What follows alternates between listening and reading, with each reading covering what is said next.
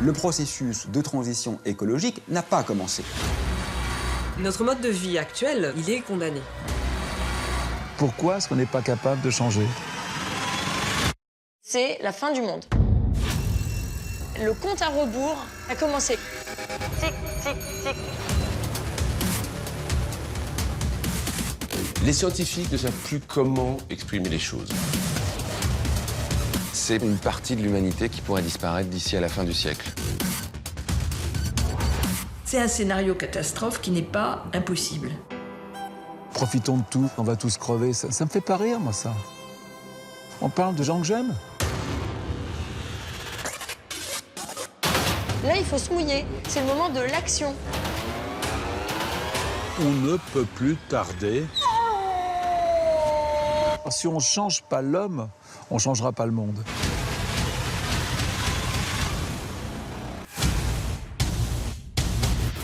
On approche du précipice et on est lancé comme un TGV.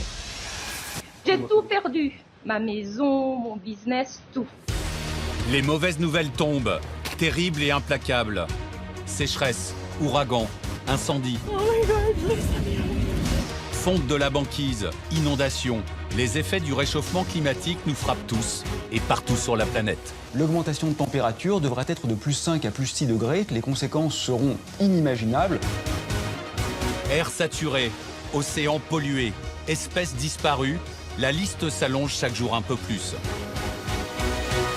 On est vraiment dans un déclin terrible.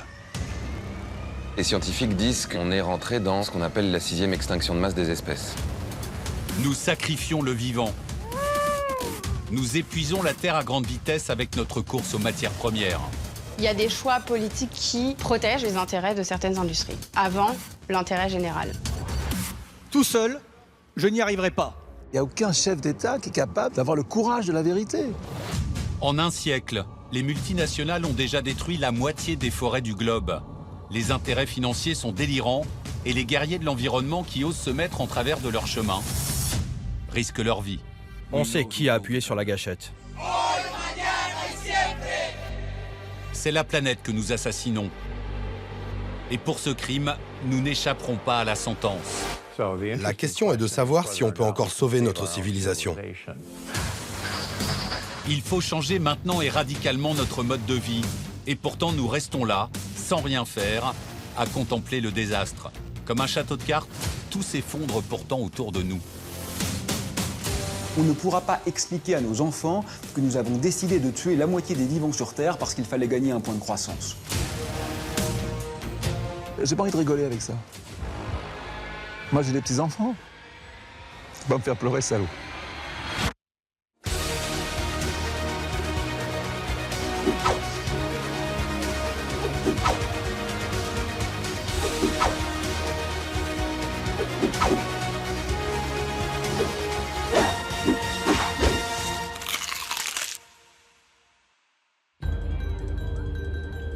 Paris, la capitale qui suffoque.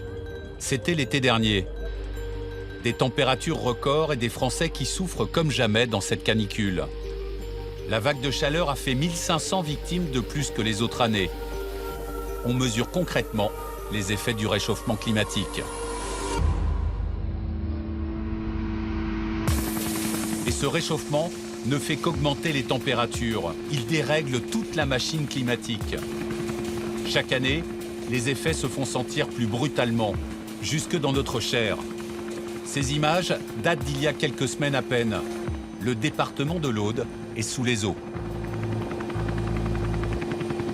C'était inimaginable. Inimaginable. Des bruits. Inimaginable.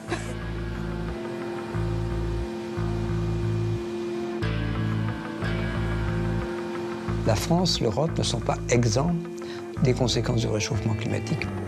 Le phénomène a été d'une violence extrême. 15 morts, 70 blessés, 100 communes inondées et plus de 1000 km de routes impraticables ou arrachées. À certains endroits, l'eau est montée de plus de 7 mètres en quelques heures.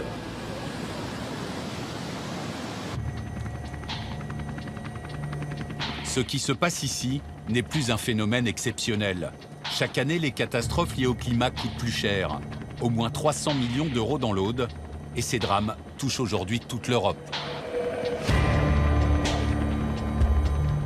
En fait, en moyenne, chaque année, actuellement, c'est plutôt 3000 victimes d'événements climatiques. Et ça risque de passer, si rien n'est fait pour lutter contre le réchauffement climatique, d'être multiplié par 50, de passer à 150 000 en moyenne. En 40 ans, le nombre de crues, de glissements de terrain et d'inondations a plus que quadruplé aux 4 coins du monde. Des événements qui portent tous pour les scientifiques la marque du réchauffement climatique. La spécificité du dérèglement climatique, c'est que c'est un système qui est capable de s'emballer. On appelle ça, dans mon domaine, en physique, une rétroaction positive. C'est un système instable. Et dès qu'on l'a drastiquement déstabilisé, on ne contrôle plus les conséquences. On arrive dans des effets d'entraînement de domino climatique que personne ne peut prédire avec certitude, tant ils sont complexes. Mais on sait que ça va se dérégler de façon très rapide et en chaîne. Nous sommes désormais entrés dans l'œil du cyclone.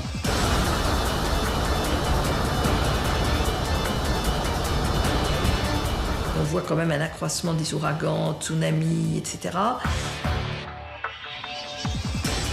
Jusqu'où est-ce que ça va aller?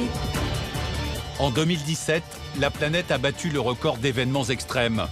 Jamais, par exemple, le monde n'avait connu autant d'ouragans et de tempêtes. 84 au total, certains de catégorie 5, la plus violente. En août dernier, Harvey dévaste le Texas, puis la Louisiane.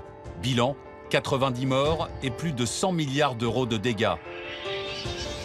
Le 5 septembre, l'ouragan Irma dévaste Saint-Martin, la Guadeloupe, la Martinique, puis Cuba, avant de frapper la Floride. 134 morts et plus de 60 milliards d'euros de dégâts. J'ai tout perdu. Ma maison, mon business, tout. On n'a plus rien. 10 jours plus tard, c'est Maria qui va ravager l'île de Porto Rico. Bilan, 2975 morts et 80 milliards d'euros de dégâts. C'est quand même le 3e ouragan en 15 jours à peine. Il y a l'eau, mais il y a le feu aussi. Ceux qui ont ravagé la Californie tout récemment révèlent une ampleur inédite dans l'histoire. Ils ont détruit des milliers d'habitations, brûlé plus de 100 000 hectares de forêt et piégé des centaines d'Américains au cœur du brasier.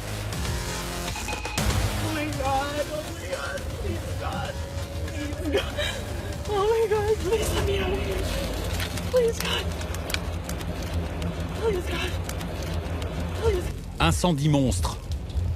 Conséquence d'une sécheresse sans précédent, d'une hausse des températures à l'échelle du globe. Il suffit de regarder ce graphique. Entre 1880 et 2016, l'évolution de la courbe des températures moyennes est saisissante. Je crois que le changement climatique constitue l'une des plus grandes crises de toute l'histoire de l'humanité. Et que c'est en train de devenir insoutenable. C'est la fin du monde. Voilà, donc on vous le dit, on peut vous le dire d'une autre façon, vous pouvez ne pas y croire, mais c'est la fin du monde. Alors, cette fin du monde, elle ressemble à quoi ? I have chosen to entitle our first lesson, The Game of Mathematics. Les scientifiques ont des explications sur ce réchauffement climatique à l'origine de la catastrophe. Le problème, c'est qu'ils peuvent parfois nous noyer dans les chiffres. 2010. Plus 1,5 degré. 2017. 2 degrés. 2030. 2-3 degrés. 150 ans. 17 mètres. 3, 4. Plus 5 à plus 6 degrés. Pas 9, pas 10. 2018. Potentiellement ingérable. 2020. Catastrophique. C'est mort. À quoi bon, quoi? L'apocalypse. The Game of Mathematics. Alors, nous allons essayer de simplifier tout ça. Commençons par remonter dans le temps. Depuis toujours, la Terre régule naturellement les températures. Ce que l'on sait bien, c'est que le poumon de la Terre, c'est la forêt qui absorbe le CO2 produit et le transforme en oxygène. On connaît moins, en revanche, notre second poumon, les océans. Les océans, ils absorbent à peu près un tiers du CO2 qui est émis par les activités humaines. Ils produisent la moitié de l'oxygène que nous respirons. Ils ont un rôle absolument vital pour nous. Le problème est bel et bien arrivé avec nous.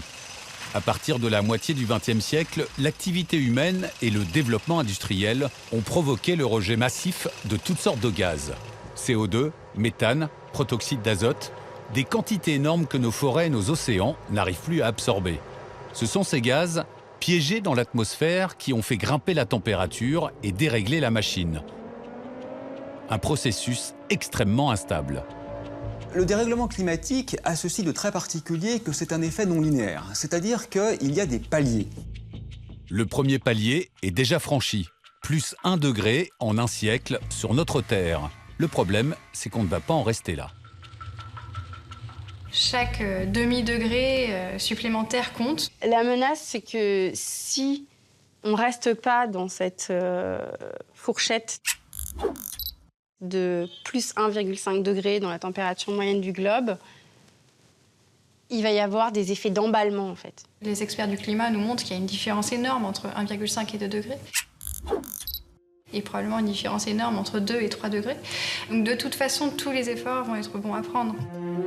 C'était donc ça le second palier, plus 1,5 degré. Un objectif que les scientifiques avaient pourtant fixé comme limite à ne surtout pas dépasser il y a 25 ans déjà. Là, tout le monde est en train de dire qu'on va dépasser les 2 degrés.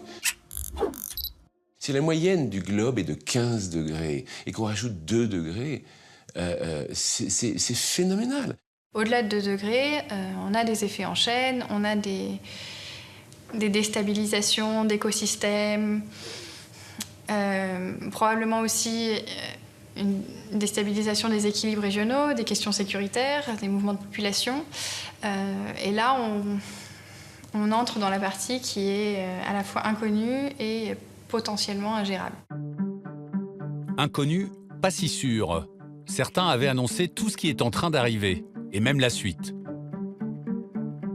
Alors, ce réchauffement climatique qui s'accélère préfigure-t-il une gigantesque catastrophe? Est-elle évitable? Sommes-nous responsables de tout ce qui arrive? Surtout, sommes-nous, comme certains scientifiques l'affirment, à la veille d'un grand effondrement?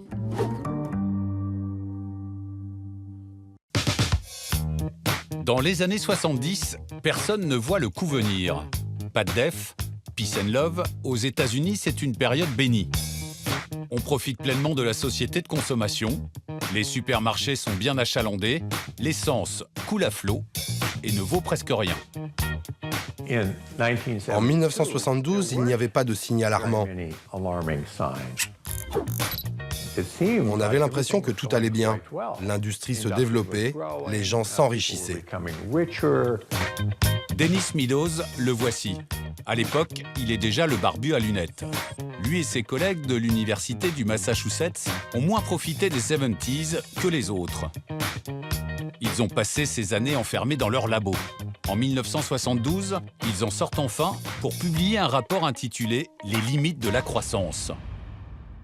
Des prophéties écrites il y a 40 ans que nous vivons à la virgule près aujourd'hui.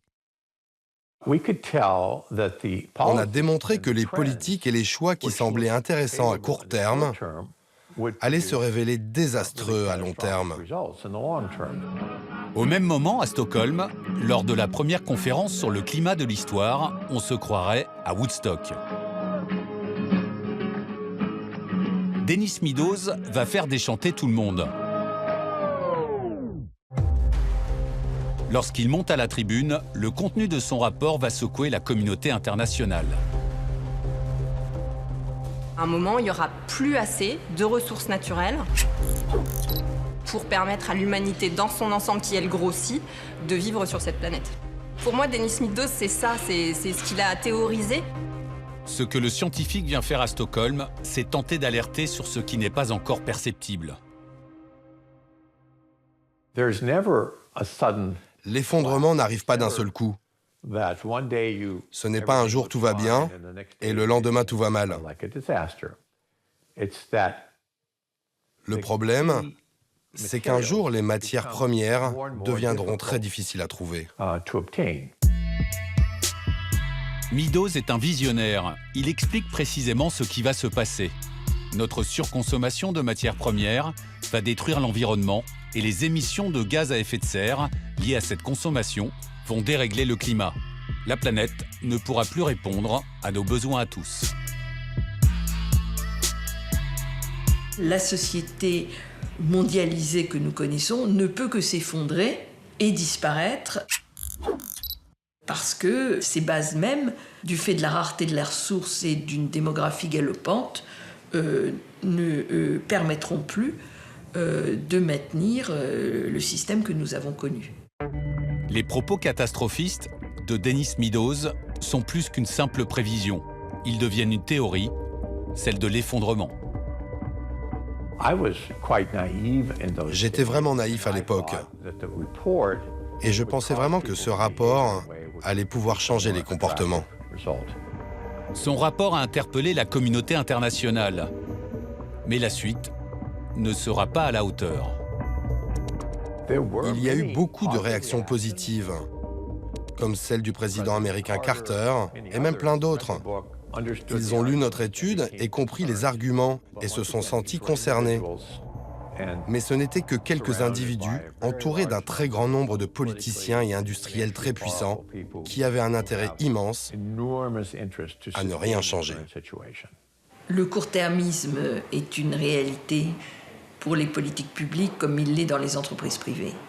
En fait, les gens qui bénéficiaient de ces politiques à court terme avaient tout simplement plus d'influence. Et c'est pour ça que les politiques n'ont pas changé. Le jour où on a donné le pouvoir à la finance et considéré que les résultats d'une entreprise devaient se lire par trimestre, on a tué quelque chose. On savait depuis plus de 40 ans que le déclin était engagé de façon dramatique. Ce n'est pas un manque de connaissances scientifiques qui nous amène à faire ce constat, mais c'est un manque de choix, ou plus exactement, on fait le choix de l'homme sur celui de la nature. C'est maintenant, 50 ans plus tard, qu'on voit les signaux vraiment alarmants, ce qu'on avait annoncé dès 1972. Mais on n'a pas réussi à faire comprendre aux gens que tout ça allait arriver.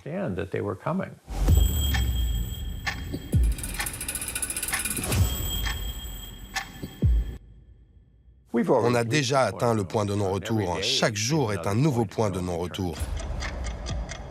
Le compte à rebours a commencé quoi? Tic, tic, tic, c'est le climat. Aujourd'hui, la théorie Meadows ne passe plus pour de la science-fiction. Elle a donné son nom à une science. On l'appelle la collapsologie. Collapse en anglais, effondrement en français, c'est l'étude de la fin programmée de notre civilisation industrielle.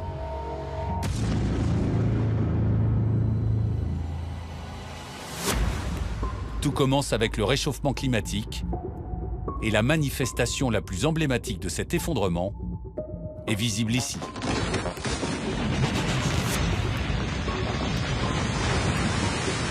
Pour les glaces des pôles, le compte à rebours est déjà lancé. Même si Antarctique et Groenland sont très loin de chez nous, leur fonte, qui est en route actuellement, a vraiment une importance planétaire et est la première contribution depuis quelques années à l'élévation du niveau de la mer. Depuis 5 ans, la seule zone antarctique perd chaque année 219 milliards de tonnes de glace. C'est 3 fois plus qu'en 2010. En un demi-siècle, la banquise de l'Arctique a diminué de moitié. Preuve de l'urgence, pas un jour ne passe sans que de nouveaux équipages de scientifiques débarquent ici. On a suivi un entraînement pour vivre dans cet environnement très hostile. On s'est creusé des tranchées, installé des abris, et on est entraîné pour ça. Sur cette base de l'Arctique, ces chercheurs tentent de mesurer l'ampleur de la catastrophe. Sans relâche, ils carottent la banquise, analysent et effectuent de nouveaux prélèvements. Faisait il y a 20 ans 3 mètres, ou un peu plus. Maintenant, elle fait 2 mètres ou un peu moins. Il y a 1 mètre qui a foutu le camp. Lors des derniers relevés cet été en août, la surface de la banquise arctique était de 5 millions de kilomètres carrés. C'est 28% de moins qu'il y a 40 ans. Les régions les plus vulnérables par rapport au réchauffement climatique, c'est le Grand Nord, l'Arctique, où le réchauffement est 2 à 3 fois plus important qu'en moyenne. Et puis il y a ces images saisissantes. Le glacier d'Helheim au Groenland. Des scientifiques américains ont filmé en direct le détachement d'un iceberg, grand comme l'île de Manhattan, à New York. On a du mal à imaginer sur cette vidéo, mais ce morceau fait 6 km sur 2. 800 mètres de profondeur, la fameuse partie immergée de l'iceberg. Sous nos yeux, 10 milliards de tonnes de glace vont rejoindre l'océan. Si les glaciers du Groenland fondent, simplement le Groenland. C'est équivalent à 7 mètres d'élévation du niveau de la mer, et puis l'Antarctique à 60 mètres. Aujourd'hui, le niveau des océans augmente de 3 mm chaque année. Il y a la glace des pôles, donc, mais pas seulement. Le réchauffement s'attaque à tous les glaciers, partout sur la planète. La France sera touchée aussi dans ces régions montagneuses par la diminution de l'enneigement, par la disparition de certains glaciers, par la diminution des autres. Pratiquement, les glaciers pyrénéens sont appelés à disparaître complètement. Les Pyrénées d'abord, les Alpes ensuite. Enfin, le réchauffement pourrait amorcer la fonte des immenses terres gelées du Grand Nord, la Sibérie et l'Arctique. Depuis des millénaires, elles stockent d'immenses quantités de gaz à effet de serre. On appelle cela le permafrost. On va aller vers des cercles vicieux qui font que le permafrost va se dégeler en Arctique et en Sibérie, que ça va libérer des quantités phénoménales de méthane, qui est en moyenne 30 fois plus réchauffeur de l'atmosphère que le CO2. Plus de gaz à effet de serre et une machine climatique qui s'emballe. Dans ce scénario catastrophe, la banquise pourrait presque totalement disparaître dès 2100. Suivant les cas, le niveau des océans pourrait alors monter de 3 mètres pour les plus optimistes, de plus de 60 mètres pour les plus catastrophistes, avec évidemment des conséquences terribles pour l'homme.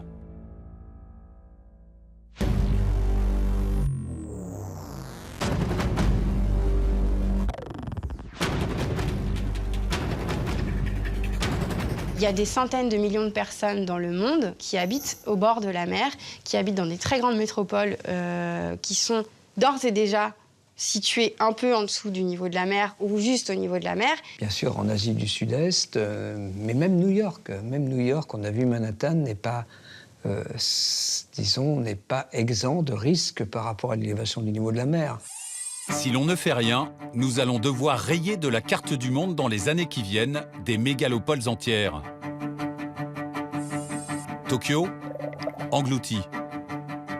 Shanghai, englouti. Bangkok, englouti. Bombay, disparu.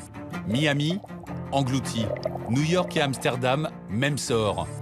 En France, Nantes, La Rochelle et Bordeaux seraient les premières villes noyées. 10 cm d'écart, ça peut sembler peu, mais ce sont 10 millions d'habitants qui risquent qui doivent d'une certaine façon quitter l'endroit où ils vivent. New York et Amsterdam veulent construire des murs de protection. C'est un peu vain, me semble-t-il, si on prend New York, d'essayer de protéger New York par un mur. Pourtant, des plans de secours existent. Ce mur, il a même un nom, le Big U, le grand U, rapport à sa forme. Pour tenter de protéger la ville et ses 10 millions d'habitants, ce plan a été doté d'un budget de 20 milliards de dollars. Ils peuvent le construire, ça ne marchera pas, mais ils peuvent toujours le construire. Au-delà d'une élévation du niveau de la mer de 1-2 mètres, eh bien, on ne peut plus protéger, disons, la protection sera vaine. En fait, des villes comme Jakarta en Indonésie ont plus de problèmes à ce niveau que New York. Mais la différence, c'est que eux, ils n'ont pas l'argent pour le construire. Le Bangladesh, c'est le pays qui va souffrir le plus du changement climatique. Voire quelques centaines de millions de personnes, c'est un delta. Et c'est un pays qui est bloqué entre la montée des eaux dans le golfe du Bengale et la fonte de l'Himalaya. Alors que c'est le pays un des plus pauvres du monde où les gens vont souffrir le plus du changement climatique, qu'ils ressentent déjà. Les plus impactés, ce sont comme toujours les plus pauvres et les plus isolés. Et c'est peut-être pour ça que rien ne bouge. Dans les îles, où pareil, la terre dépasse à peine de la surface de la mer et toutes ces personnes sont évidemment menacées. C'est le cas de ce paradis pour touristes. Les Maldives, on les connaît pour leurs plages, leurs couples en voyage de noces et leurs eaux cristallines, remplies de poissons exotiques. Aujourd'hui, ce paradis est tout simplement en train de couler. Alors, pour alerter le monde, le président des Maldives a eu une idée. Organiser le premier conseil des ministres sous-marins. Un dernier mot avant de plonger? C'est une situation préoccupante et nous voulons interpeller la planète sur ce qui est en train de nous arriver. Ce coup médiatique est à la hauteur de l'urgence. 80% des Maldives pourraient être englouties dès 2050 si le rythme actuel du réchauffement climatique se poursuit.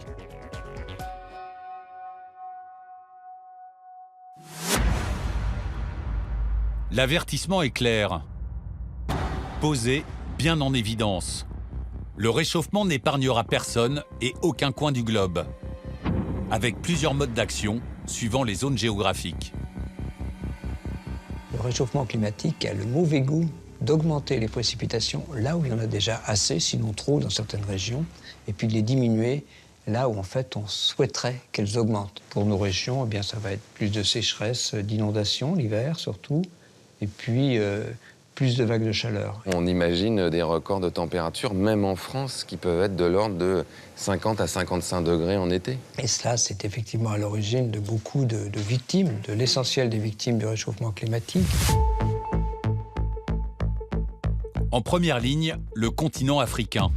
C'est lui qui souffre le plus de la sécheresse. Ici, dans la région du Cap en Afrique du Sud, elle dure depuis 3 ans. Les autorités ont dû rationner pendant des mois pour éviter de devenir la première métropole du monde privée d'eau. Dans les champs, la production de blé de ce grenier de l'Afrique a chuté de moitié. 1 ou 2 degrés de plus sur l'Afrique, eh bien, la productivité agricole baisse si les températures vont au-delà de 30 degrés. Et en gros, les pays qui sont déjà climatiquement vulnérables au climat, sensibles à un climat, disons les régions tropicales équatoriales, sont malheureusement les régions les plus touchées. Les plus touchés, mais pas les seuls. La Californie, elle aussi, meurt de soif. Dans certains coins de l'État, pas une goutte de pluie n'est tombée depuis 5 ans. Le long des routes, on découvre des villes fantômes où il est devenu impossible de vivre. Le réchauffement climatique est un risque global et même les riches n'arriveront pas à s'en tirer. Sécheresse chronique, élévation des températures, terres agricoles mortes. Depuis des années, lentement mais inexorablement, la Californie se transforme en désert. Cette année, l'été a été particulièrement chaud. Le deuxième été le plus chaud que nous ayons connu depuis 150 ans. Il y a eu des records de température au Japon, les feux en Suède, les feux en Californie. Voici les flammes qui dévorent la Californie. Celui des 8000 pompiers américains qui font face à cet incendie, le plus dévastateur de l'histoire. Campfire, c'est le nom de cette montagne de flammes. Elle change de direction, ruse, prend à revers les hommes qui la combattent. Elle emprisonne des centaines d'habitants isolés qui se retrouvent coincés dans la gueule du monstre.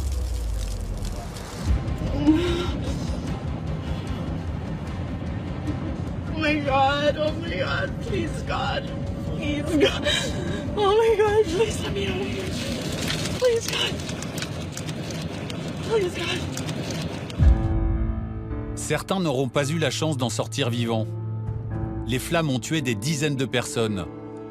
Des dizaines d'autres sont toujours portées disparues. Je fais ce boulot depuis 31 ans. Et depuis 5-7 ans, chaque année, c'est de pire en pire. Depuis le début de l'année en Californie, 7500 incendies ont détruit une surface équivalente à 60 fois la ville de Paris. Campfire, lui, a réduit en cendres plus de 10 000 habitations, et carboniser des dizaines de milliers d'hectares de forêt. À cause de cette météo sèche, les probabilités de départ de feu sont très élevées. Sur 100 braises, 95 sont susceptibles d'allumer un nouvel incendie. C'est ce qui en fait un feu très compliqué à gérer, très dangereux et qui se déplace très vite. Même le plus climato-sceptique des présidents du monde s'est rendu sur place. Donald Trump face à ces contradictions. Lui qui conteste toujours le réchauffement climatique.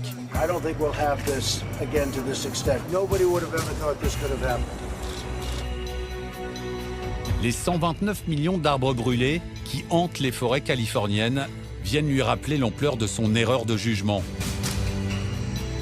Il y a encore des gens qui vous expliquent que le réchauffement climatique est une fable, mais je sais pas sur quelle planète ils vivent, mais manifestement pas sur Terre. Partout, des voix s'élèvent pour dénoncer ce climato-scepticisme.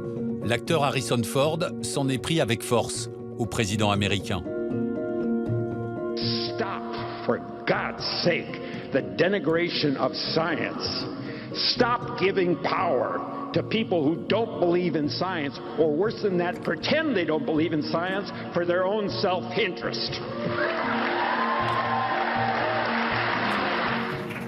Récemment, c'est le secrétaire général des Nations Unies qui lançait un cri d'alerte mondial. If we do not change course by 2020, we risk missing the point where we can avoid runaway climate change with disastrous consequences. Depuis près de 40 ans, les scientifiques n'ont pourtant cessé d'alerter. Les chefs d'État de la planète se réunissent chaque année pour parler du climat. Ces réunions ont un nom que l'on a appris à connaître, les COP, Conférence des pays.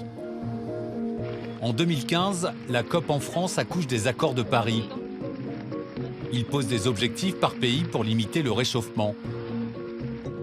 En parallèle, le GIEC, groupe d'experts intergouvernemental sur l'évolution du climat, est créé. Ce groupe de scientifiques venus du monde entier est chargé de présenter des rapports réguliers sur le climat et l'augmentation des températures. Leur dernier opus a été présenté le 8 octobre dernier. Le rapport du GIEC, ça a été un coup de bambou de plus. Alors avec un sentiment, je pense, pour les climatologues, de hurler dans la nuit.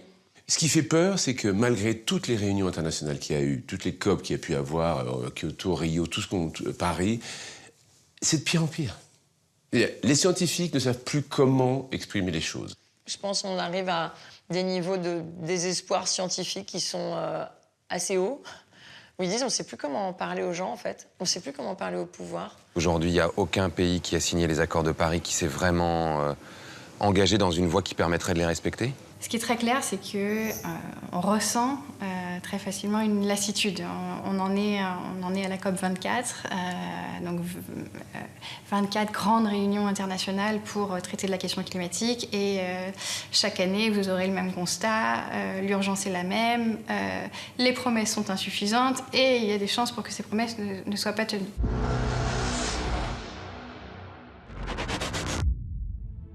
Le constat est unanime. La température continue de grimper et on n'a pas stoppé les émissions de gaz à effet de serre comme on s'y était engagé. Le meilleur exemple, c'est l'année 2017. En 2017, alors qu'il faudrait stabiliser, les émissions ont augmenté au niveau mondial, en Chine, premier pays émetteur, au niveau européen et en France. L'accord de Paris, on voit qu'on n'est même pas capable, même nous Français qui nous sommes les champions de tout ça, on n'est même pas fichu capable de le respecter. Nous, en France, on aurait dû baisser de 3% l'année dernière. On a augmenté de 3%. Donc on voit bien que cette courbe-là, pour l'instant, elle ne se brise pas. Et puis, il y a un effet amplificateur. L'annonce du retrait des États-Unis des accords de Paris, faite par Donald Trump. Suicidaire pour les scientifiques. The Paris Climate Accord is simply the latest example of Washington entering into an agreement that disadvantages the United States. Malheureusement, on comprend bien la difficulté de demander à l'ensemble des pays de faire mieux que ce qu'ils ont promis alors que le second pays émetteur, les États-Unis, ont annoncé leur retrait de l'accord. Est-ce qu'on peut aboutir à des solutions viables, crédibles, sans le deuxième émetteur mondial ? L'accord de Paris, Barack Obama le signe, est très allant dans les efforts qu'il va demander à son pays à l'avenir parce qu'il s'en va, en gros. Et c'est ça qui est terrible, c'est de dire, au moment où un chef d'État s'en va, d'un seul coup, il pense à l'avenir de la planète. Jacques Chirac, pareil. Mais parce qu'il veut laisser une trace dans l'histoire, en fait. Alors, dans ce contexte, pouvons-nous encore éviter le désastre? Quelles sont les solutions? Existent-elles encore? Si... Même si nous adoptons un comportement exemplaire pendant 2 siècles, nous ne pourrons pas l'éviter. Même si on arrêtait totalement aujourd'hui d'émettre des gaz à effet de serre. Comme si on pouvait éteindre un interrupteur. Et ensuite patienter pendant une quarantaine ou une cinquantaine d'années pour que les émissions déjà dans l'atmosphère puissent réellement disparaître. Stopper le réchauffement climatique semble impossible. D'après ce que j'observe, non, on est... C'est déjà trop tard pour l'éviter. Ça sera extrêmement difficile de réparer les dommages qui ont été causés. Le climat continuera à changer pendant des siècles.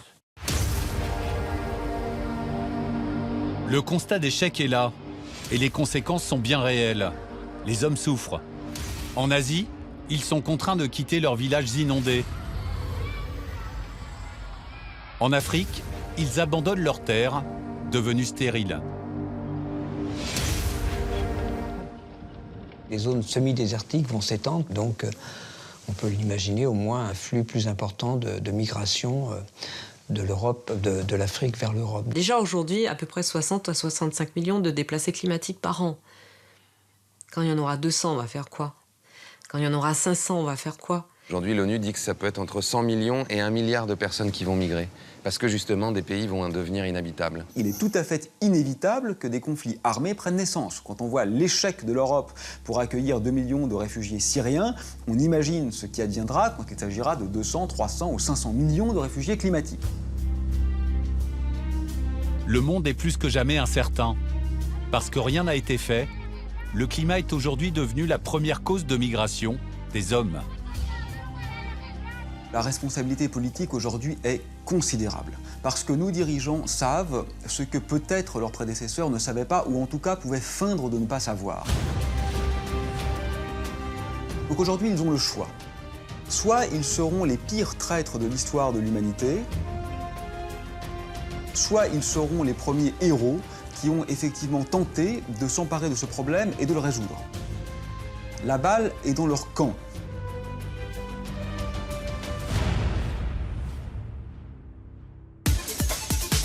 Le réchauffement climatique met en péril les équilibres du monde et nous ignorons les signaux d'alerte. Comment sommes-nous arrivés à cette situation d'urgence? Sera-t-il possible de continuer à vivre comme nous le faisons aujourd'hui?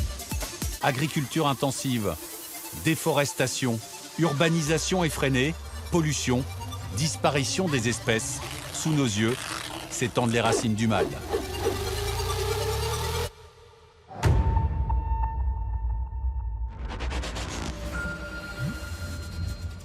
Quand je suis né, on était 2 milliards. Aujourd'hui, on est 7 milliards 500 millions. Ça change beaucoup de choses, ça.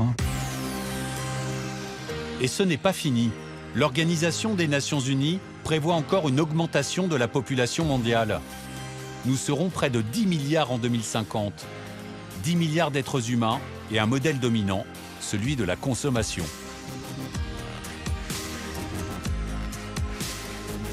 Non seulement on vit dans un confort, un progrès incroyable, je vis dans le 6e pays le plus riche du monde, mais c'est que tout le monde veut vivre comme nous aujourd'hui. Tout le monde, ce sont les pays en voie de développement, en Asie et en Afrique notamment. Le grand bouleversement démographique viendra d'ailleurs d'Afrique. La population du continent va quadrupler dans le siècle à venir. En 2100, un humain sur 3 sera africain. C'est une question gênante, la question de la démographie, parce que les différents continents et les différentes sociétés n'ont pas la même démographie en fonction de leur stade de développement. Et donc dire qu'il faut quelque part réduire la démographie, ça veut dire réduire celle des pays du Sud. Trop tard, le train est lancé et à pleine vitesse. Avec un objectif pour les pays du Sud, atteindre le niveau de vie de ceux du Nord. Nous sommes confrontés à un sacré problème parce que nous utilisons nos ressources au-delà de ce qui est raisonnable, que le 1er août, pour l'année 2018, nous avions utilisé tout ce que la Terre pouvait produire au cours de l'année, de telle sorte que nous entamons le capital de plus en plus. On ne peut pas lutter contre cette espèce de religion de la croissance. C'est impossible de lutter contre ça. Parce qu'on en vit tous et on en profite tous. Donc on passe notre vie à travailler pour acheter, pour consommer. Cette religion de la croissance qui existe depuis toujours, depuis toujours on a toujours voulu amasser, avoir plus. Aujourd'hui, c'est pas viable. D'autant que la planète s'urbanise chaque jour un peu plus. Nous sommes aujourd'hui une personne sur 2 à vivre en ville. Nous serons 70% dans 30 ans.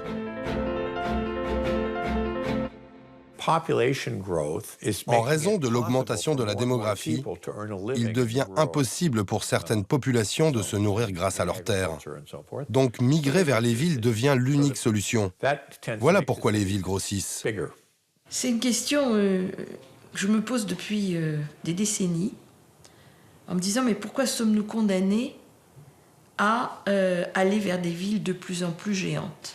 La question se pose pas, les gens vont là où ils peuvent bouffer, c'est tout. C'est pas parce que c'est plus rigolo, c'est simplement parce que c'est là où ils peuvent survivre, c'est tout. T'es au Nigeria, t'es de ton village, t'as qu'une envie, c'est d'aller en ville, de trouver du travail, d'avoir un téléphone portable, d'être dans le vrai monde, quoi. Et donc tu vas en ville. Et elles n'ont pas fini de grossir.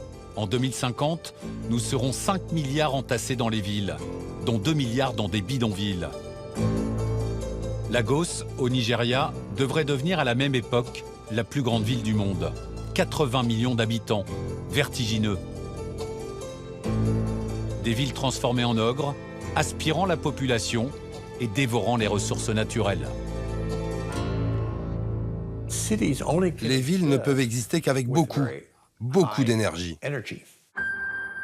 Quand vous avez des mégalopoles de 15-20 millions de gens qu'il faut nourrir tous les jours, auxquels il faut donner de l'eau potable tous les jours, dont il faut traiter les déchets tous les jours, dont il faut assurer la mobilité tous les jours, et dont il faut assurer le travail, c'est colossal. Nos villes consomment à elles seules 75% de l'énergie mondiale. Surtout, elles produisent 80% des émissions de gaz à effet de serre. Quand on voit des villes comme Lagos, quand on voit des villes comme New Delhi, comme Bombay, effectivement, aujourd'hui, il ne fait pas très bon y vivre. Et en plus, c'est des pollutions de l'eau, c'est des embouteillages, c'est un air de mauvaise qualité. Les villes, elles sont les grosses émettrices de gaz à effet de serre à travers le chauffage ou la climatisation aussi de plus en plus des bâtiments, à travers les transports, le besoin d'énergie pour les transports. Et encore aujourd'hui, nos transports fonctionnent majoritairement aux énergies fossiles. Donc, elles sont le problème majeur. Actuellement, en France, on peut estimer que la pollution tue 40 000 personnes par an et ça va bien sûr en s'aggravant. Certaines villes battent des records. Un ciel gris, opaque, saturé 300 jours par an, c'est New Delhi. Il y a 4 ans, la capitale indienne a décroché le titre peu envié de ville la plus polluée du monde. Mes yeux me piquent, j'ai une toux aggravée et je ne me sens pas bien quand je rentre à la maison. L'année dernière, New Delhi a enregistré 1 million de nouvelles voitures. Chaque habitant y respire chaque jour l'équivalent de 2 paquets de cigarettes. En Chine, c'est 1,2 million de personnes qui meurent chaque année de la pollution de l'air. Moi, je garde mon masque et en fait, j'évite de sortir et d'aller dans des coins où il y a trop de monde. Je reste à l'extérieur le moins longtemps possible. Il y a 2 ou 3 ans, il y a eu un embouteillage de 11 jours sur une autoroute chinoise. On ne peut pas continuer comme ça. C'est-à-dire qu'on ne peut pas continuer à entasser des gens dans des espaces complètement minérales, où on ne produit pas d'alimentation, où on ne produit pas d'énergie, où c'est plein de bagnoles partout. Sur l'année 2017, ce qu'on voit, c'est que les ventes de véhicules qui sont fortement émetteurs, donc les 4x4, ce genre de véhicules, les ventes ont augmenté en Europe. Pourquoi ? Parce que peut-être que sur les dernières années, les carburants étaient moins chers et donc la décision d'investir dans ce type de véhicule, elle reste pertinente du point de vue du consommateur. Aujourd'hui, si tu arrêtais d'émettre du CO2 dans l'atmosphère, la Terre continue à se réchauffer pendant au moins 50 ans. Et donc, tu as un sentiment de « à quoi bon ?» quoi. Et ça, c'est pas bon, quoi. C'est pas bon. À quoi bon faire, puisque de toute façon, on est foutu, faut y aller. C'est une vérité qu'on n'a pas envie d'entendre. Et puis, il y a ce que nous refusons de voir. La quantité astronomique de nourriture que notre Terre doit fournir chaque jour à nos mégalopoles. Pour répondre à cette demande, l'homme a mis en place l'une des plus formidables machines à détruire l'environnement de l'histoire. La problématique de l'agriculture d'aujourd'hui, c'est que pour être très efficace et pour que les machines puissent fonctionner, on rase tout. On déforeste chaque année la taille de la Belgique pour faire du soja ou de l'huile de palme. La monoculture, si on ne met plus qu'une seule plante sur des hectares et des hectares de terre, on ne peut pas dire qu'on préserve un écosystème. En gros, on le transforme et c'est plus un écosystème s'il n'y a plus qu'une seule espèce. C'est comme votre système immunitaire, en gros. Si vous mangez tous les jours la même chose, votre système immunitaire va être de plus en plus faible. Ça serait de la monoculture alimentaire. Comme votre système immunitaire est faible, vous attrapez plus facilement des maladies. Donc là, comme le sol, en gros, est malade, ce qui va pousser dessus est assez faible, donc est facilement attaqué par des ravageurs, par des insectes, par des champignons. Donc on va utiliser encore plus de produits, des pesticides, des fongicides, des herbicides, pour tuer tout ça. Pourtant, on continue dans cette voie. Les fermes sont de plus en plus gigantesques. C'est au Brésil que l'on trouve la plus grosse entreprise agricole du monde.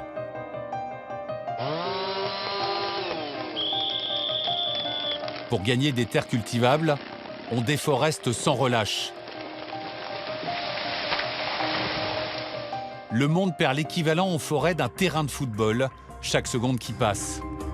En un siècle, la moitié des espaces boisés de la planète a disparu, avec un impact énorme sur le réchauffement climatique. L'agriculture, c'est de l'ordre de 30% des émissions de gaz à effet de serre. À la fois parce qu'on utilise beaucoup de pétrole et de produits phytosanitaires pour cultiver, à la fois parce qu'on mange beaucoup de viande et qu'aujourd'hui, on déforeste pour faire pousser du soja et du maïs pour nourrir nos bêtes. On a 60% des terres cultivées qui le sont pour permettre la nourriture des animaux, pas des humains. Moins on mangera de viande et plus on récupérera d'espace pour cultiver autre chose que des céréales à destination des animaux de boucherie. L'élevage industriel est en train de détruire la planète. Plus un pays devient riche, plus il consomme de la viande. Aujourd'hui, la viande n'a plus de valeur.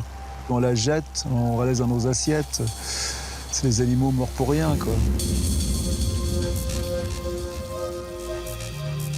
Mais les immenses élevages du Texas ou d'ailleurs ont encore de beaux jours devant eux. D'après les Nations Unies, la consommation mondiale de viande va augmenter de plus de 75% dans les 30 prochaines années. Pour les animaux, cela signifie des entreprises encore plus gigantesques et des conditions encore plus dures. Il faut élever moins cher, tuer toujours plus vite. L'association L214 et d'autres ne cessent de dénoncer cette course à la productivité dans nos élevages. Leurs vidéos mettent en lumière le traitement réservé aux animaux dans certains abattoirs français. Pourtant, dans le monde, nous mangeons en moyenne 43 kilos de viande par personne et par an. Il faut d'autres méthodes d'agriculture beaucoup moins intensives, j'allais dire beaucoup moins agressives. L'agriculture, aujourd'hui, elle a une part de responsabilité, mais on lui a dit depuis la fin de la Deuxième Guerre mondiale qu'elle avait aussi un rôle à jouer pour nourrir l'ensemble de la planète. Mais qui est capable aujourd'hui de dire « je deviens végétarien » On devrait tous être végétariens si on s'intéresse à la planète, mais automatiquement. Les véganes, dont on parle beaucoup parfois par leurs excès. C'est un mouvement de société des jeunes qui veulent une relation au vivant différente. Et ça, si on ne le perçoit pas, on ne voit pas le futur de notre société. Aujourd'hui, pourtant, l'exploitation agricole intensive continue d'avaler les terres, à un point tel qu'il ne reste plus que 10% de la surface terrestre pour les animaux sauvages. Vous avez 67% des mammifères de la planète qui sont le bétail pour l'homme. 30% qui sont l'homme. Vous faites le calcul, ça fait 97%. Il reste 3% seulement de mammifères sauvages. Voilà ce qu'on a fait de la planète.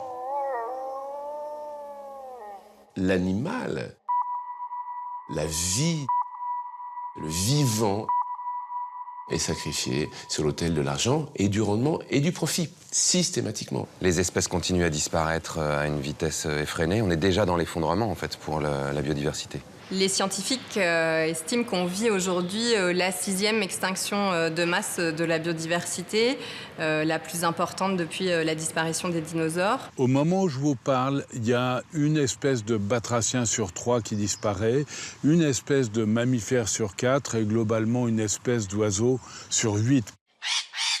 On est vraiment dans un déclin terrible. Ces images, des nuages d'insectes dans nos campagnes, c'est bientôt terminé. En 30 ans, 80% des insectes volants ont disparu en Europe. Selon le GIEC, un tiers des espèces animales et végétales sont menacées si le réchauffement se poursuit à ce rythme. Les espèces animales emblématiques comme le panda, l'éléphant, le crocodile n'ont jamais été aussi présentes dans les publicités, dans nos images du quotidien, dans les contes pour enfants. Et en même temps, ils ne sont jamais aussi mal portés.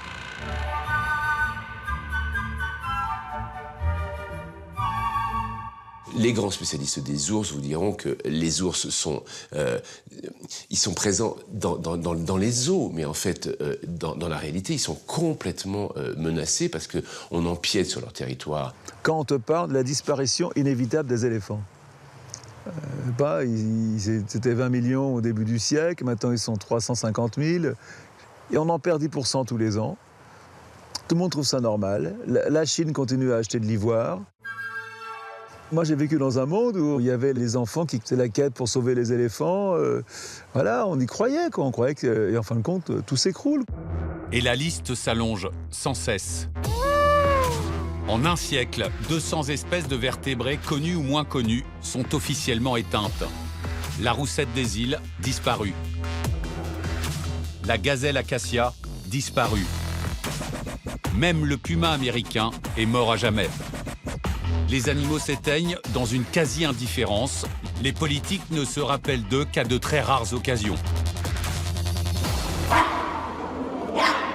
On va vous photographier effectivement Madame Macron avec un bébé panda. J'ai rien contre Madame Macron, mais on fait de la communication sur la préservation de la biodiversité, bien entendu. N'oublions jamais, comme le dit Aristote, que le plus beau spectacle est celui que nous offre la nature. Le problème, c'est qu'effectivement, il faut arriver à toucher, à réveiller les consciences. Et pour ce faire, il y a des animaux qui sont plus porteurs que d'autres. Le dauphin est un animal porteur, le panda également. Et puis on a laissé de côté tout ce petit peuple des airs et de la terre, tous les animaux qui nous entourent, au fond, qu'on n'a pas regardés et qui sont aujourd'hui à l'agonie, et qui incarne justement la disparition de l'ensemble de la biodiversité. Pour protéger la biodiversité, les défenseurs de l'environnement partent en guerre.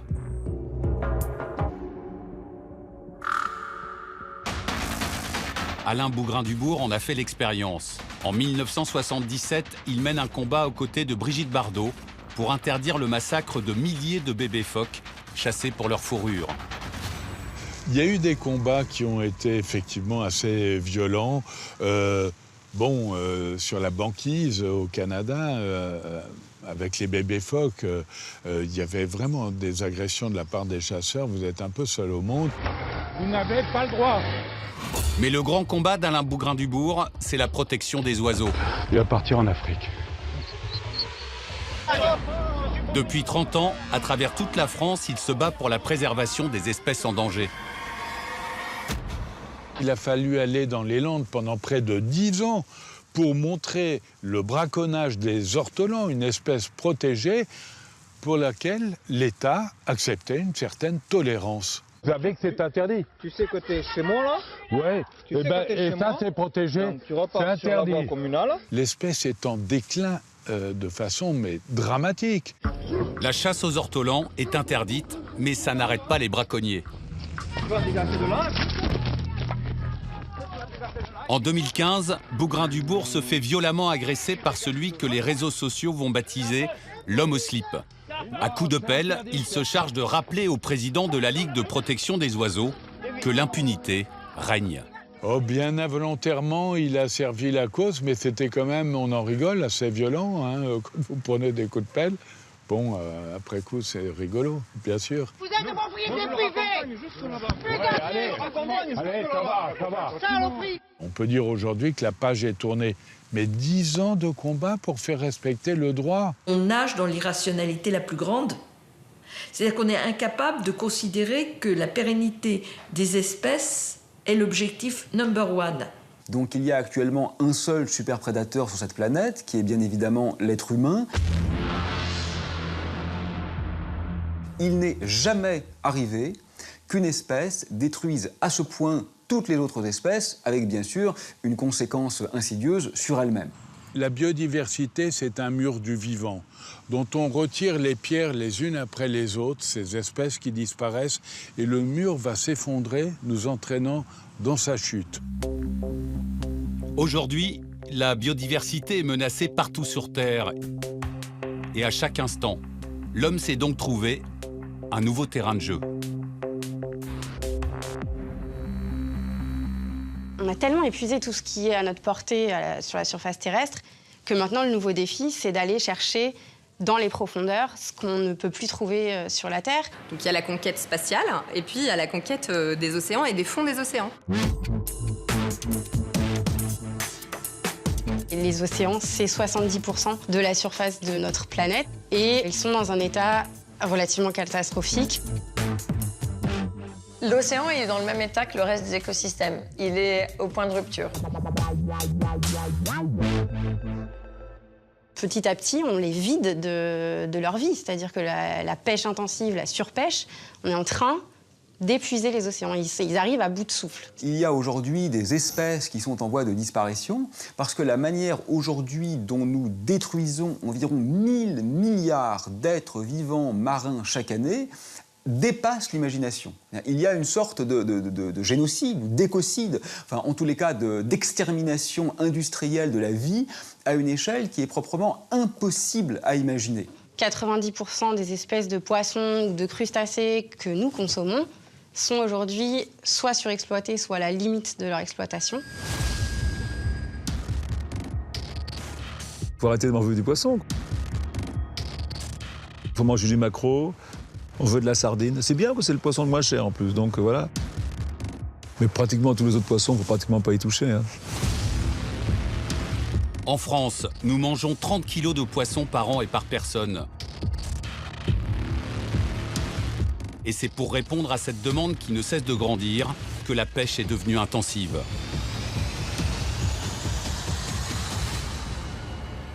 Les petits pêcheurs artisans qui pêchent de façon propre, qui ne rejettent que 6% de leur prise, se font écraser par des machines industrielles qui, elles, les grands filets néerlandais avec de l'électricité, vont rejeter 70% des poissons qu'ils attrapent.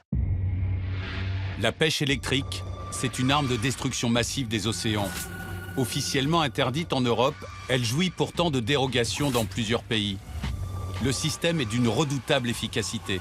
En passant, les filets diffusent une électricité basse tension. Elle fait sortir tous les animaux vivants de leur cachette et le filet racle tout. Quand un de ces chalutiers électriques est passé, il ne reste plus grand-chose derrière. On n'est pas du tout arrivé à une pêche raisonnable et ça se retourne aujourd'hui contre les pêcheurs puisqu'il n'y a plus de poissons. Les pêcheurs doivent aussi avoir conscience qu'il ne faut pas qu'ils scient sur la branche sur laquelle ils sont assis. Donc ils sont en plein paradoxe. Un des gros problèmes dans la pêche, c'est la pêche illégale. La pêche illégale, c'est 1 poisson sur 4. C'est un marché d'à peu près 20 milliards de dollars par an. Donc c'est énorme. C'est énorme et ça attise toutes les convoitises, entretient tous les trafics. Ce sont des bateaux monstrueux qui se livrent à une véritable piraterie des mers. Et ça se passe souvent en haute mer, c'est-à-dire donc au-delà des zones de juridiction nationale, parce que c'est très loin et qu'il n'y a personne pour venir voir ce qui se passe. Loin des côtes, dans les eaux internationales impossibles à contrôler, c'est là que sévissent les trafiquants. C'est là aussi que Greenpeace les traque sans relâche. Ce jour-là, dans le viseur des défenseurs de l'environnement, un immense bateau qui croise au large des côtes du Sénégal. La jumelle, on l'a observé, on a vu, tiens c'est marrant, son nom est caché. Ça va rapprocher, son nom était caché par une bâche en plastique. Les activistes se lancent à la poursuite du monstre.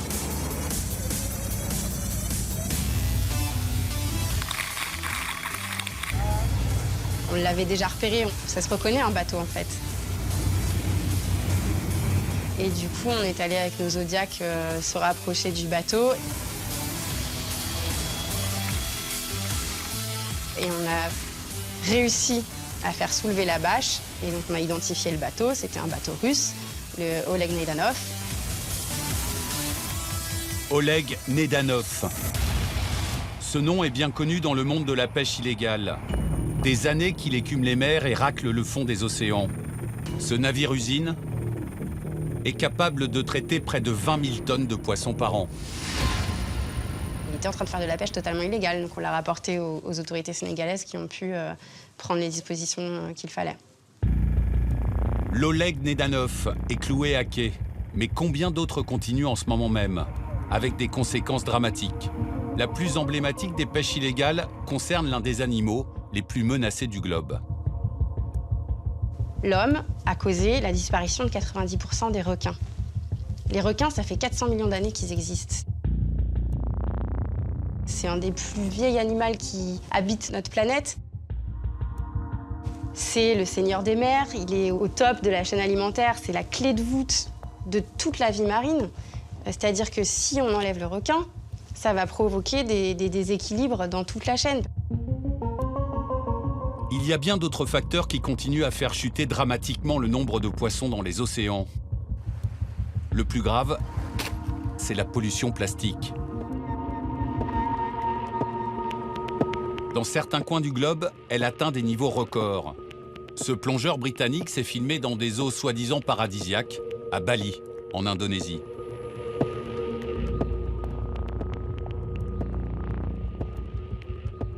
Et puis, il y a ce 7e continent dont tout le monde parle. Au cœur du Pacifique, les courants marins ont formé ce continent plastique. 80 000 tonnes de déchets sur une surface équivalente à 3 fois la France. À partir du moment où on se débarrasse de nos déchets, qu'on les met dans la poubelle, on ne se pose plus du tout la question. À partir du moment où ce n'est pas dans notre champ de vision, on ne veut plus savoir. Les 12 millions de tonnes de plastique qui finissent chaque année dans nos océans détruisent la vie marine.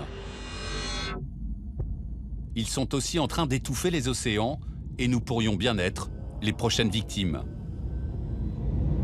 Les océans, ils jouent un rôle absolument clé dans la machine climatique, en fait. Les coraux blanchissent et meurent.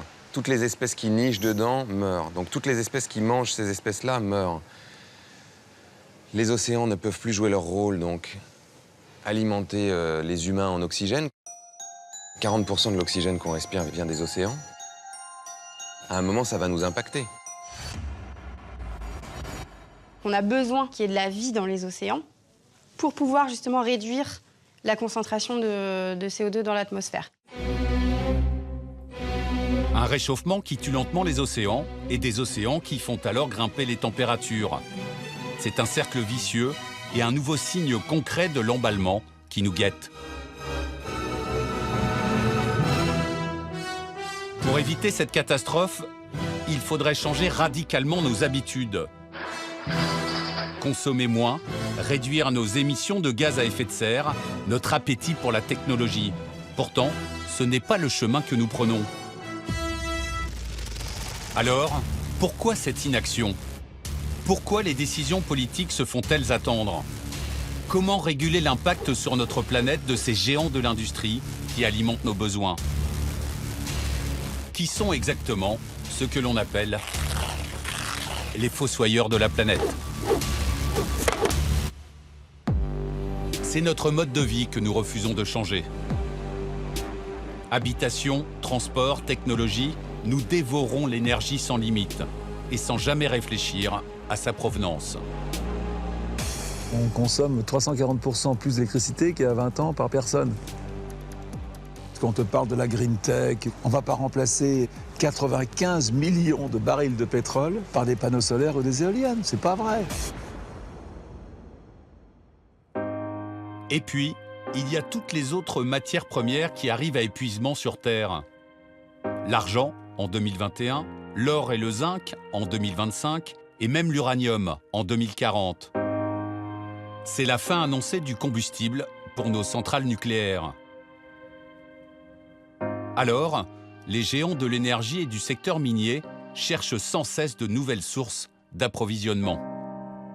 Le modèle des compagnies minières, pétrolières est aujourd'hui mis à mal parce qu'elles ont déjà exploité toutes les ressources les plus accessibles. Elles vont donc chercher dans des endroits de plus en plus reculés. Leur voracité, c'est la condition de leur survie. Il y a des projets qui n'ont pas encore commencé, mais il y a des projets d'extraction minière en très grande profondeur pour aller chercher des métaux précieux, des terres rares qui sont utilisés dans tous les objets de notre vie quotidienne, comme les téléphones, les tablettes, les ordinateurs portables, etc. Ce qui est en jeu, ce sont des millions et des millions d'euros. Ces multinationales sont capables d'investir ces sommes astronomiques dans leurs exploitations pétrolières, de gaz de schiste ou d'or. Donc il y a toute une industrie qui est en sommeil et qui, là, se met en branle pour essayer d'aller extraire ces métaux au fin fond des océans. Un des prochains projets d'exploitation est français. À l'embouchure de l'Amazone, à 2000 mètres de profondeur, Total a acquis les droits d'exploitation sur d'importantes réserves de pétrole. Le problème, c'est qu'elles sont situées à une trentaine de kilomètres d'un site naturel unique.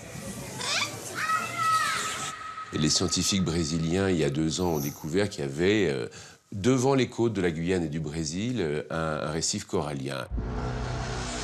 Et c'était une grande découverte parce qu'on ne s'attendait pas du tout à trouver des coraux dans une eau alluviale si épaisse. Parallèlement à ça, ils ont découvert que Total, associé à Petrobras et BP, avait un projet, avait acheté des parcelles exactement là où se trouve le récif corallien. Alors, les écologistes ont déclaré la guerre. Greenpeace contre Total. Lambert Wilson, engagé depuis longtemps avec l'ONG, s'est rendu sur place aux côtés de plusieurs scientifiques, avec l'espoir que cette expédition sauve le récif de l'Amazonie. Les récifs coralliens, c'est des nurseries, en fait, à poissons. Et donc ça intéresse énormément les pêcheurs de la côte brésilienne et guyanaise, de savoir si le forage pétrolier va pas tuer, on va dire, la nurserie des poissons qu'eux, ils pêchent. La science devrait pouvoir avoir le temps de savoir comment ça fonctionne et de le protéger. Mais non, Total est arrivé et a déjà des projets pour forer du pétrole en ultra profond dans cette zone-là. Un risque de marée noire, c'est ce que dénoncent les manifestants au Brésil.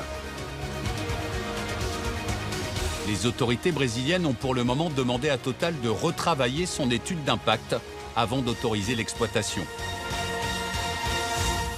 On a un petit peu gagné du temps, mais ils vont venir à l'attaque, et clairement. Si Total ne dit pas on lève le pied de l'accélérateur, il ne se passera rien.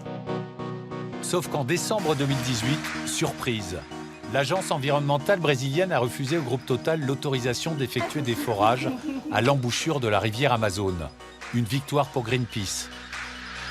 En attendant, les groupes pétroliers poursuivent leurs forages partout dans le monde. Les enjeux financiers sont bien trop importants. Stopper les prédateurs de l'environnement s'avère presque toujours impossible. Incontestablement, les grands groupes financiers et industriels ont acquis en puissance et sont parfois ceux qui tiennent les rênes. Et Total en est un exemple parfait. Et nous recevons ce matin dans le grand entretien le ministre de la Transition écologique et solidaire. Ce constat, un homme l'a mûri tout l'été dernier. Le 28 août, le plus populaire des hommes politiques français est l'invité de France Inter. Bonjour Nicolas Hulot. Bonjour. À 8h20, il est encore ministre de l'Environnement. Quelques minutes plus tard... Je ne veux plus me mentir. Je ne veux pas donner l'illusion que ma présence au gouvernement signifie qu'on est à la hauteur sur ces enjeux-là. Et donc je prends la décision de quitter le gouvernement. Dans ce geste, qui est à la fois un peu désabusé et un peu héroïque finalement, ou tout du moins empreint d'un certain panache, il a tiré la sonnette d'alarme par son départ. Pour dire, vous savez quoi ? Ce gouvernement ne défend pas l'écologie et vous met de la poudre aux yeux sur ces sujets-là. À sa place, j'aurais pas tenu 1 an et demi. J'aurais tenu 15 jours. Et surtout, il est le meilleur d'entre nous, quoi. C'est ça le problème, c'est que derrière lui, il n'y a personne pour le remplacer. La question, c'est est-ce que les moyens d'action qui lui sont donnés sont à la hauteur des besoins ? Réponse, certainement pas. Est-ce que les petits pas suffisent à endiguer, inverser et même à s'adapter parce que nous avons basculé dans la tragédie climatique ? Eh bien, la réponse, elle est non. Quand vous êtes vraiment conscient de l'importance des enjeux, il y a des choses que vous ne pouvez pas accepter. Ce qui a poussé Nicolas Hulot à partir, mes chers collègues, c'est son impuissance à changer les choses. Tout seul, je n'y arriverai pas. L'immobilisme derrière les beaux discours, le renoncement des politiques face à des forces plus puissantes. Il y a des choix politiques qui protègent les intérêts de certaines industries, avant l'intérêt général. Clairement. C'est symptomatique de la présence des lobbies dans les cercles du pouvoir. Et il faut à un moment ou à un autre poser ce sujet sur la table, parce que c'est un problème de démocratie. Qui a le pouvoir ? Qui gouverne ? Il parle d'impuissance, de l'impuissance qui est la sienne, mais pas seulement. L'impuissance qui est celle des citoyens face à des intérêts constitués de si longue date, avec autant de relais économiques et politiques. Les grands lobbies, les grands groupes qui pèsent bien plus que nous tous, Françaises et Français réunis. Ces lobbies qui sont pour le moment très organisés ont encore la capacité d'aller voir les gouvernements en leur disant « Écoutez, si vous prenez des mesures qui vont contre nous, on va vous faire porter le chapeau des destructions d'emplois. On va vous faire porter le chapeau de la croissance qui se casse la figure. » Tenter d'infléchir le réchauffement climatique demande de profonds bouleversements. Pour les grands groupes, cela signifie des investissements énormes, une remise en cause de leur modèle économique. Alors, à chaque fois ou presque, ils font pression sur les politiques pour que rien ne bouge. Il y a un exemple qui est assez connu, on va dire, c'est un patron automobile français qui aurait menacé Anne Hidalgo au moment où elle a décidé de limiter la place de la voiture dans Paris. Le lobby automobile, le lobby du diesel, j'ai été menacée. Ils sont venus me menacer dans mon bureau en me disant « Si vous n'arrêtez pas avec cette politique d'évolution de la mobilité parisienne, nous vous ferons battre aux prochaines élections. » J'ai entendu ça dans mon bureau. Et puis, ça peut aller jusqu'à des menaces, des intimidations, ça peut aller parfois jusqu'à des avantages en nature aussi, hein. On le sait. Corinne Lepage a été ministre de l'Environnement entre 1995 et 1997. Elle a mené le même combat contre la même industrie. En 20 ans, on n'a pas avancé d'un pouce. L'histoire ne fait que balbutier. Alors, il y a eu quelques accrochages directs. Je me battais déjà contre le diesel à l'époque. C'était lors d'une émission de télévision avec le président de Renault. Je lui ai dit, Monsieur le Président, il faut que vous fassiez évoluer vos véhicules. Et il m'avait répondu, Madame, nous vendons les véhicules que les gens souhaitent acheter. Je lui ai répondu, non, pas du tout. Vous vendez les véhicules grâce aux publicités que vous faites sur les véhicules que vous souhaitez leur vendre. Les profits des entreprises sont devenus les seuls paramètres valables. Pourtant, tout le monde est conscient de la situation. Un jour, j'ai eu une discussion avec le président d'une grande compagnie pétrolière. Je lui ai dit, le pétrole accélère le changement climatique, nous devons l'arrêter. Il m'a répondu qu'il le savait, mais que s'il le disait publiquement, ses actions allaient plonger de 50%. Et donc, qu'il n'allait pas le faire. Il a préféré dire qu'on était fous. Et pourtant, il était d'accord avec moi. De temps en temps, il m'arrive, dans mon travail, d'aller dans les lieux du pouvoir, dans les lieux de l'argent, dans les grands hôtels, dans les halls, etc. Et là, subitement, on se dit, mais on n'y arrivera jamais, on n'y arrivera jamais. Ces gens-là tiennent la planète, complètement. On ne pourra pas défendre notre bilan. On ne pourra pas expliquer à nos enfants que nous avons décidé de tuer la moitié des vivants sur Terre parce qu'il fallait gagner un point de croissance. Ils nous écrasent. Ils écrasent la démocratie et ils sont en train de tuer le vivant sur Terre. Parfois, ils vont encore plus loin. Le 5 mars 2016, le Honduras enterre une icône de la lutte pour la défense de l'environnement. Berta Cáceres, 43 ans, abattue chez elle à bout portant. La question environnementale radicalise les comportements. Défendre l'environnement, c'est la guerre. Depuis des années, Berta Cáceres se battait contre le projet de barrage hydroélectrique de Dessa, un des plus grands groupes industriels du Honduras. En 2015, à Washington, elle s'était vue décerner le prestigieux prix Goldman, l'équivalent d'un prix Nobel de l'environnement. Un an plus tard, un autre lauréat du prix Goldman sera lui aussi assassiné. Nous assistons ces dernières années à une augmentation drastique du niveau de la violence utilisée contre les activistes environnementaux et les indigènes. Ça commence par des menaces d'emprisonnement, des mandats d'arrêt, des menaces téléphoniques, menaces sur les proches, menaces de mort.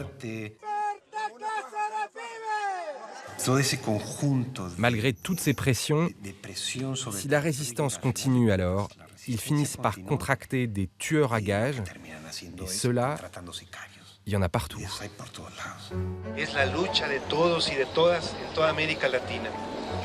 Gustavo Castro poursuit le combat de Berta Cáceres. Il était avec elle le soir où elle a été abattue. Bon, c'est arrivé le 2 mars. On était alors dans un contexte de haute tension et d'affrontement. Et puis il y a eu ce jour où toutes les conditions étaient réunies pour qu'ils passent à l'action. Berta et moi étions dans sa maison de nuit quand les tueurs à gages sont arrivés. L'équipe de tueurs est arrivée sur place, ils ont défoncé la porte de la cuisine. Il y en a un qui est entré dans ma chambre immédiatement, d'autres dans la chambre de Berta, et déjà je les entendais tirer sur Berta. Ils ont aussi tenté de m'assassiner, ils m'ont laissé pour mort et ils se sont enfuis. L'émotion suscitée par la mort de Berta est énorme. Dans les semaines qui suivent, plusieurs hommes sont arrêtés, mais les principaux responsables courent toujours. On sait qui a appuyé sur la gâchette. Ce qui n'est toujours pas clair, c'est qui est le commanditaire de ce meurtre. Berta Cáceres était une militante très en vue. Ce n'est certainement pas un petit fonctionnaire local qui a décidé de la tuer. Ça a été un assassinat coordonné, délibéré, planifié, et c'est très clair, d'après l'enquête, que les hommes des services de sécurité de l'armée et de la police sont mêlés à l'affaire. Tout cela n'a pas entamé la volonté sans limite des défenseurs de l'environnement. Aujourd'hui encore, ils réclament justice. Ils refusent de céder face aux assassins. Ils se sont dit, voilà, il y a une tête. C'est la tête de gondole, c'est elle le problème. Donc ils ont éliminé Berta. Et en fait, là où Berta a été assassinée, c'est 100 Berta qui sont apparus pour dire vous n'aurez jamais notre peau. On peut parler des assassinats, de la violence, et ça peut paraître très sombre, désespéré. Mais une des raisons de cette violence, c'est que des gens s'organisent pour protéger leur communauté, protéger leur environnement. Il y a beaucoup de choses positives. Il n'y a jamais eu autant de défenseurs de l'environnement. L'aspiration à des normes écologiques plus strictes n'a jamais été aussi forte dans la société. Partout dans le monde, l'attention portée à la planète grandit. Une conscience citoyenne s'éveille. Ce qui est inévitable, c'est le changement de notre mode de vie. Ça, je pense que c'est devenu totalement incontournable. Il faut prendre les mesures maintenant. Et c'est des mesures qui vont avoir un impact sur notre vie quotidienne. Il faut que les pays riches mettent en œuvre d'autres modes de transport. Réduire de façon massive l'usage du véhicule individuel. Réduire notre consommation d'électricité. En finir avec le charbon, réduire la place du gaz, réduire la place du nucléaire et privilégier les énergies renouvelables. Si on facilitait la vie de ceux qui mettent en œuvre les solutions, ceux qui font de l'agriculture autrement, ceux qui font de la pêche autrement, ceux qui fabriquent des meubles autrement, ceux qui fabriquent des services qui sont écologiques avec une traçabilité sociale et écologique parfaite quasiment, on y arriverait. Évidemment, l'économie solidaire, le commerce équitable, les circuits de distribution courts se développent. On achète de plus en plus d'aliments produits près de chez nous, la vente de produits bio explose, mais c'est encore bien insuffisant. Remettre en question nos habitudes, c'est très difficile. On a acquis l'habitude, par exemple, de voyager facilement, de prendre des avions low cost. On va partout dans le monde pour 3 jours. Mais c'est un impact sur le réchauffement climatique qui est complètement fou. Mais on a du mal à résister à ça. N'oublions pas que les pétroliers ne produisent du pétrole que parce que nous utilisons du pétrole. Ils ne le font pas abstraitement. Donc il faut quand même bien comprendre que ce que la société civile effectue, désire, attend, est l'origine de la production des grands groupes industriels. Si tout le monde mangeait bio, il n'y aurait pas de Monsanto. Mais non, c'est plus facile de râler contre Monsanto et de consommer des produits qui sont traités. C'est dingue. Tu vois, c'est toujours la faute de l'autre. Notre conscience refuse de se sentir responsable. Alors qu'on est tous un petit peu responsables du changement climatique. Chacun. On est prêt à agir pour le climat. Certains, malgré tout, sont prêts à endosser leurs responsabilités. On est prêt à relever un grand défi. On est prêt. Des citoyens engagés ou ces stars des réseaux sociaux qui rassemblent des millions de vues sur Internet se mobilisent et tentent de réveiller les consciences. Imaginez la chance qu'on a. On est la génération qui peut changer le monde. Il ne faut pas attendre tout, ni du gouvernement, ni de nos ministres. Ça veut dire qu'il faut y aller, il faut que ce soit la société civile qui bouge là maintenant. Vous avez aujourd'hui dans le monde 1200 procès de justice climatique lancés par des individus et des collectivités locales contre des États ou des grands pollueurs et des procès qui sont gagnés. Ces procès qui se déploient comme une traînée de poudre dans le monde sont en train de changer vraiment la donne. En fait, on ne va pas laisser des pouvoirs en place, qu'ils soient économiques ou politiques, nous voler notre avenir, nous mettre en péril la vie de nos enfants. Si eux ont des enfants et sont dans cette immoralité ou cette irresponsabilité, c'est leur problème. Difficile de prédire avec exactitude dans quel état nous allons léguer la planète à nos enfants. Aujourd'hui, nous avons déjà décimé 60% des vertébrés, 80% des insectes volants et 50% des forêts. Il y a urgence. Nous devons agir dès aujourd'hui pour tenter d'alléger la facture, celle que ne manquera pas un jour de nous présenter la nature. Est-ce qu'on peut espérer que tout redeviendra comme avant? Non. Des dégâts drastiques auront été opérés et beaucoup d'êtres vivants, humains et non humains, seront morts dans des circonstances dramatiques. Pour autant, la vie en tant que telle est toujours là. J'ai encore de l'énergie, je suis encore en vie, on est en vie, vous aussi, alors allons-y. Et puis vous savez, quand on aura 80-90 ans, si on est encore en vie, eh bien on fera le bilan. On verra si on aura réussi à se réveiller, si on aura réussi à reprendre un peu le contrôle de notre trajectoire. Si on est objectif, on ne peut plus y croire. Si on est enthousiaste de la vie, on a le devoir d'y croire. Et il faut être enthousiaste de la vie.